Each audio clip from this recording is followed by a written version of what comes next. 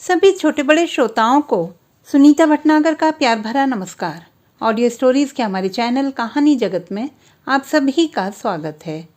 हिंदी कहानियों की श्रृंखला में आइए आज सुनते हैं मनीषा कुलश्रेष्ठ जी द्वारा रचित कहानी एक सांवली सी परछाई।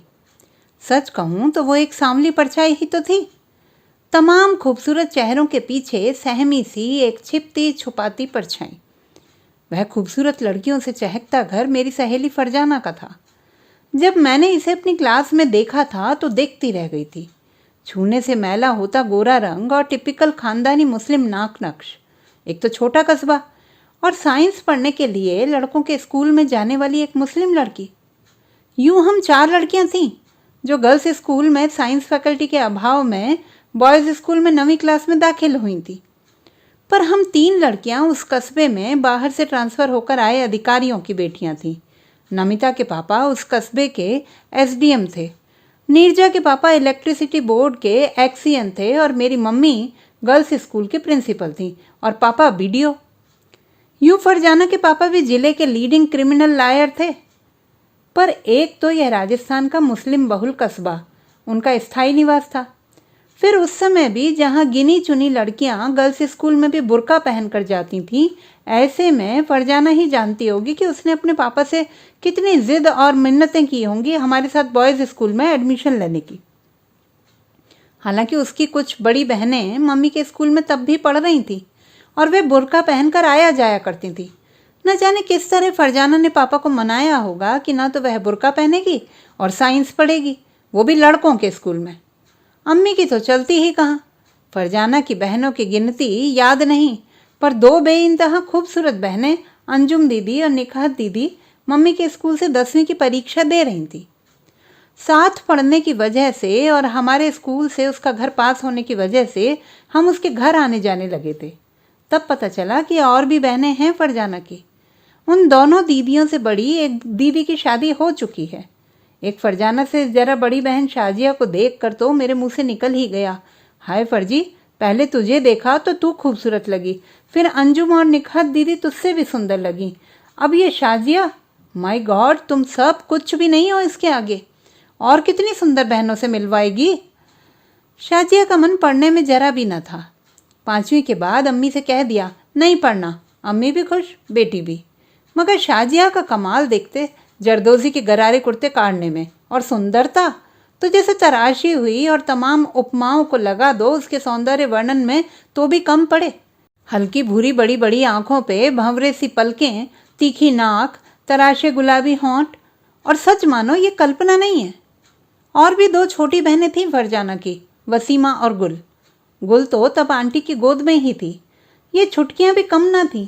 आखिर बेहद हैंडसम वकील साहब और 40 की उम्र में भी गजब की खूबसूरत आंटी की बेटियां थीं।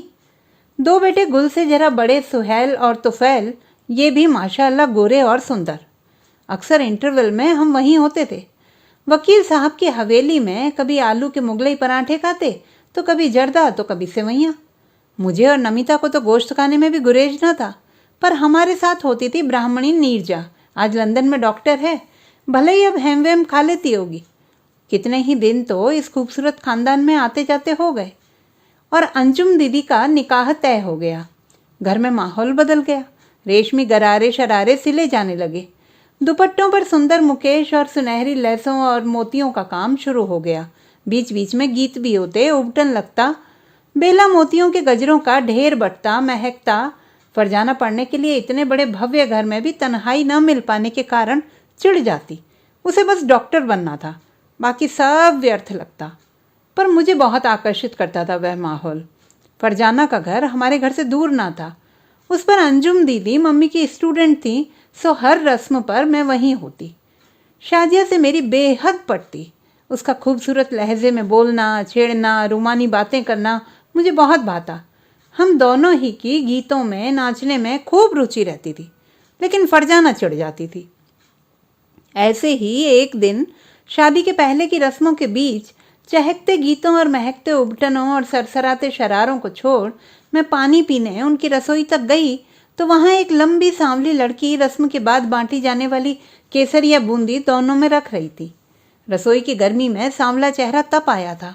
वो मुस्कुराई। आओ मनीषा, आप मुझे जानती हैं? हाँ बेशक, अक्सर तो आती हो तुम। आप फरजाना की बड़ी बहन हूँ। तभी नाक नक्श में वही चिर परिचित घुला घुला सा लावण्य मुरझाए चेहरे में स्पष्ट था। 2 लंबी चोटियाँ, सादा सा हल्का नीला सलवार कुर्ता, छरहरी देह पे कस के लपेटा सफ़ेद दुपट्टा। दीदी पानी पीना था। बाद में गीतों में बैठने पर याद आया, इस सांवली लड़की को देखा तो है, पर बस एक परछाई सा, बस जरा सा।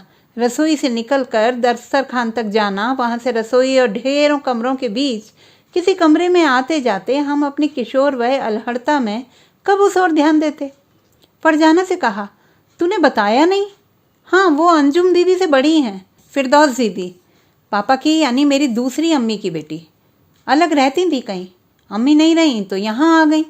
इनकी शादी? कोई पैगाम ही नहीं आता। ऐसी तो कहीं बदसूरत भी नहीं। नाक नक्श कितने सुंदर हैं, लंबे बाल, लंबा कद। तुम सबकी हाइट तो एवरेज सी ही है, बस गोरी ही तो नहीं तुम सबकी तरह। तुम्हारे पापा नहीं ढूंढते? नहीं, हमारे यहाँ पैगाम आए तभी शादी होती है, नहीं आए तो बैठे रहो। आते हैं, अपने अपने लेवल के सबको आते हैं। पूरी शादी में वह सांवला चेहरा जुटा रहा बेजा कामों में। सुंदर बहनें खिलखिलाती, रेशमी शरारों में सजी दुल्हन को इधर से उधर ले जाती, सजाती। अंजुम दीदी के निकाह में बड़ा मज़ा आया। पहली बार मुस्लिम विवाह की सारी रस्में देखी। दूल्हे का इकरार, फिर मेहर की रकम का तय होना, दुल्हन के इकरार के वक्त दुल्हन और उसकी बहनों माँ मौसियों का रोना और दुल्हन का एक धीमा सा शर्मीला हाँ कहना, फिर दूल्हे का जूठा लड्डू दुल्हन को खिलाना, मर्दों और औरतों का एकदम अलग अलग इंतज़ाम होना। अंजुम दीदी की शादी में गुल बस 10 महीनों की तो थी। सबसे छोटी साली करके उसे दूल्हा भाई की गोदी में डाल दिया गया था। पर फिरदौस उन खूबसूरत गोरी बहनों की सांवली परछाई बनी पीछे कहीं से रस्में देख लेती। कपड़ों की सादगी भी वही थी। ऐन निकाह के दिन भी हल्के हरे सादा साटन के गरारे पर वही सफ़ेद दुपट्टा डाले बस दहेज का संदूक सजाती। अम्मी का हुक्म बजाती भटकती रही वो। ऐसे ही निकाहत दीदी का भी निकाह हो गया। नकचड़ी शाजिया के बेपनाह हुस्न के चलते 1000 पैगाम आए और उसका निकाह भी एक अमीर खानदानी घर के IAS बेटे से तय हो गया। फरजाना चिढ़कर कहती, न जाने क्या करेगी इस सुंदरता का। बस सुंदरता ही है, दिमाग तो देखो। ठस। उस दिन जब वह देखने आया तो डाइनिंग टेबल पर खाना चल रहा था। उसने बोला कि कैरी ऑन, तो कमबख्त कच्ची कैरी ही उठा लाई। न जाने कैसे चलेगी ये बेमेल शादी, पर चली, खूब चली। 1 साल बाद ही शाजिया को देखा तो पहचान नहीं सकी थी।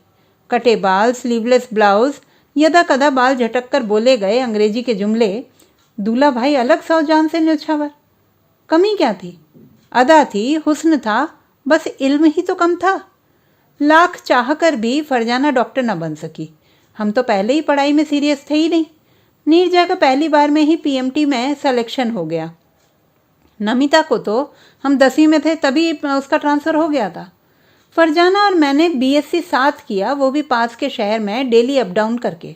फाइनल करते करते उसका निकाह डॉक्टर से होना तय हुआ। फिर वही सरगर्मी।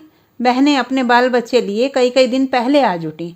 फिर वही कुर्तों दुपट्टों पे कढ़ाई शुरू हुई, जर्दा पकता, उपटन घुलता।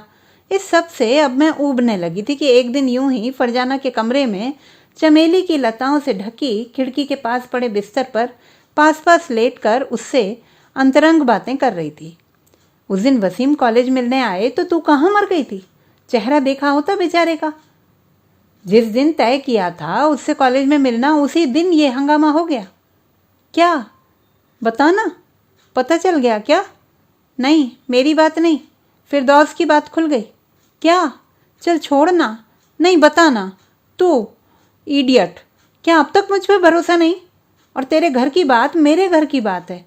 वो हमारी हवेली के बगल में एक छोटा सा घर है ना, खपरेल वाला, गफ्फार मात साहब का। हाँ, उनका एक भतीजा है असलम, वो भी एक मास्टर है, यहीं रह रहा था। हमारी रसोई की एक खिड़की उधर को खुलती थी ना। न जाने कब फिरदौस और असलम। फिर एक दिन असलम घर आ गया पैगाम लेकर। पापा पहले तो समझे ही नहीं, सोचा मेरे लिए आया है, उस पर बिगड़ गए। तब उसने फिरदौस का नाम लिया। तब तक सुहेल ने भी शिकायत की कि उसने उसे अक्सर फिरदौस से बातें करते देखा है। फिर उसे तो डांटा ही, बेचारी फिरदौस को, जो अम्मी और दादी ने खरी खोटी सुनाई हैं कि बस। देखा मैंने भी था दोनों को बातें करते हुए, पर उसके उदास चेहरे पर एक हल्की सी मुस्कान ने मुझे उसकी शिकायत करने से हमेशा रोका। क्या करूं मनु, मेरा ही शादी करने को मन नहीं करता जब उसे अपनी शादी में भी वही सब करते देखती हूँ जो उसने तमाम बहनों की शादी में किया तो जी भर आता है। शुरू से ही तो वह ऐसी ही रही है, खामोश और काम में मसरूफ। शाजिया को तो वह फूटी आंख नहीं सुहाती थी। हम दूसरी बहनें भी अपने में मगन रही। अम्मी और दादी ने उससे काम तो जम के लिया, बदले में प्यार का एक बोल नहीं बोला। असलम क्या बुरा है? नहीं, भला आदमी है, पर विडोअर है। उस पर हमारा उनका स्तर अलग है। अब फिरदौस भी तो 30 पार कर गई है, तो क्या हुआ? जब इसमें फिरदौस दीदी की खुशी है तो जब पैगाम भी ना आए, ना अंकल कोई रिश्ता देखें, तो क्या करे दीदी? असलम क्या बुरा आदमी है? बहुत शरीफ है। जब देखा तहजीब से बात करते ही देखा। तो तू कुछ करना। क्या मैं कर भी क्या सकती हूँ? अपने लिए लड़ती आई है पापा से, पहले बुर्का पहन के स्कूल न जाने के लिए, साइंस लेके लड़कियों वाले स्कूल में पढ़ने के लिए, अब थोड़ा फिरदौस दीदी के लिए लड़ ले। ठीक कह रही है तू। और क्या, एक अपनी ही अभागी बहन की जिंदगी के लिए तू इतना तो कर सकती है ना। हाँ मनु, मुझे अब याद आता है कितनी ही बार मैं एग्जाम्स में उसे चाय बना के देने के लिए मैंने उठाया है। उसने कभी बुरा नहीं माना और बना के दी। तेरा कहना सही है, अब जब मैं ही घर में बड़ी रह गई हूँ तो वो मेरी बात नहीं टालेंगे। मैं घर चली आई।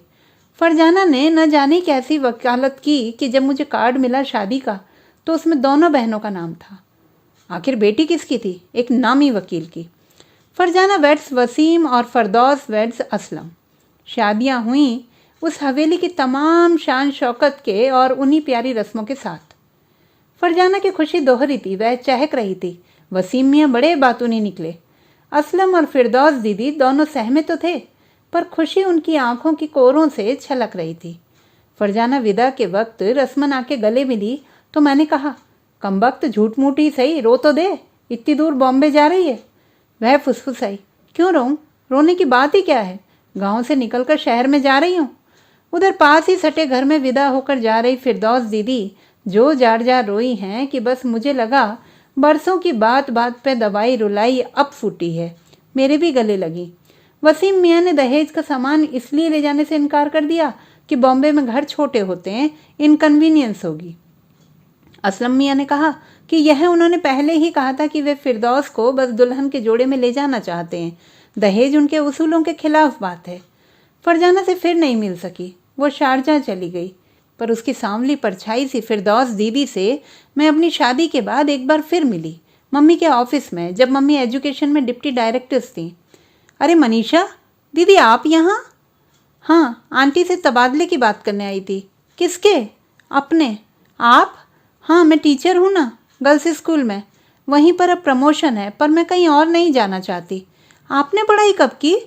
12वीं तो फरजाना के कहने पर प्राइवेट किया था वहीं। शादी के बाद इन्होंने पढ़ाया तो बीए, फिर बीएड कर लिया कॉरेस्पॉन्डेंस से। मैं वही सांवली उदास परछाई ढूंढ रही थी जो मुझे ढूंढे नहीं मिल रही थी। तो दोस्तों, ये थी हमारी आज की कहानी। आपको कैसी लगी कमेंट बॉक्स में लिखना ना भूलें। चैनल को सब्सक्राइब करें, लाइक करें और मित्रों के साथ शेयर करें।